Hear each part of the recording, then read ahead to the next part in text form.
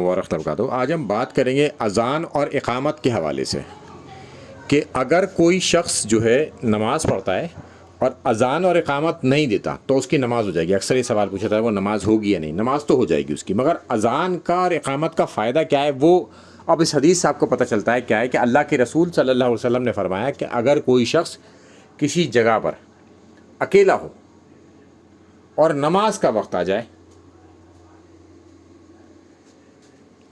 یعنی کہ کوئی ویران جگہ ہو جہاں پر اذان نماز نہ ہوئی ہو اور وہاں پر وہ شخص موجود ہو اور وہ نماز کا وقت پائے، تو پھر وہ شخص وضو کرے۔ وضو کے لیے اسے پانی نہ ملے تو تیمم کرے۔ دیکھیے دونوں چیزیں واضح ہو گئیں یہاں پر، تیمم بھی اور وضو بھی۔ تو اگر پانی اویلیبل ہے تو وضو کرے، نہیں ہے تو تیمم کر لے۔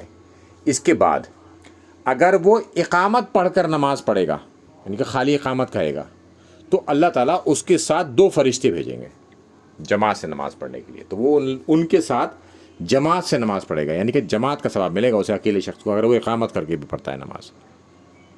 اچھا، اگر کوئی شخص اذان بھی دے اور اقامت بھی کہے تب وہ نماز پڑھے، تو اللہ تعالیٰ اتنے فرشتے اس کے ساتھ بھیجے گا، اس کے پاس بھیجے گا نماز پڑھنے کے لیے کہ وہ دونوں سرے دکھیں گے نہیں، نہ الٹی ہاتھ کی طرف والا سرا آخر میں دکھے گا کہ وہاں تک ختم ہو گئی، نہ سیدھے ہاتھ والا دکھے گا، یعنی کہ دونوں سرے اسے دکھیں گے نہیں، اتنے فرشتے اس کے ساتھ نماز پڑھیں گے۔ تو اکیلا شخص بھی اگر کوئی نماز پڑھے تو وہ اقامت کہے اور اذان دے، یعنی کہ پہلے اذان دے اور پھر اقامت کہے، اور خالی اقامت بھی کہے گا تو بھی 2 فرشتے، اور اذان دے کر اقامت کہے گا تو ایک لمبی چوڑی جماعت اس کے ساتھ نماز پڑھے گی جس کے سرے نظر نہ آتے ہوں۔